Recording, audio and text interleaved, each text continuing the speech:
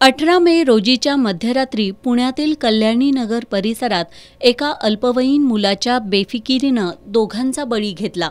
यासारख्या घटना कोल्हापुरात घडू नयेत यासाठी पोलिसांनी रात्री उशिरापर्यंत शहर आणि उपनगरांमध्ये लक्ष घालून उपाययोजना राबवाव्यात अशी मागणी उपनगर कृती समितीनं केली आहे। जिल्हा पोलीस प्रशासनाला समितीच्या वतीनं याबाबतचं निवेदन सादर करण्यात आलंय।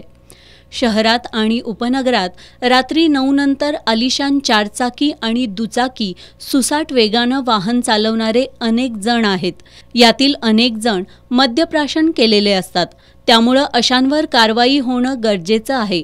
त्याचबरोबर शहरातील बऱ्याच ठिकाणच्या सीसीटीव्ही यंत्रणा बंद असल्यानं अपघात घडला तर त्याचा तपास करताना पुरावे सापडत नाहीत, त्यामुळे अशा बंद सीसीटीव्ही यंत्रणा पुन्हा कार्यान्वित कराव्यात असे निवेदन करण्यात आलंय।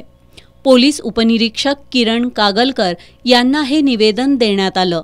संभाजीनगर ते ITI मार्गावर राजरोसपणे मावा, गुटखा, गांजाची विक्री होत असते, यावर प्रतिबंध घालण्यात यावा अशी सुद्धा मागणी समितीनं केली आहे। पुण्यामध्ये जी पोर्श कार दुर्घटना जी घडली त्याच्याबद्दल आम्ही आज SP साहेबांना निवेदन द्यायला आलेलो। अशीच घटना कोल्हापुरात घडू नये अशी आमची सर्व नागरिकांची इच्छा आहे।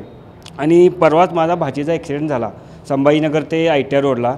तिथं माव्याच्या गाड्या खूप आहेत, मावा खाऊन रॉंग साईडनं असल्यामुळं तिथं ॲक्सिडेंट झाला। हा अपघात खूप महागात पडला भाचीला, ती ॲस्ट्राला ॲडमिट होती।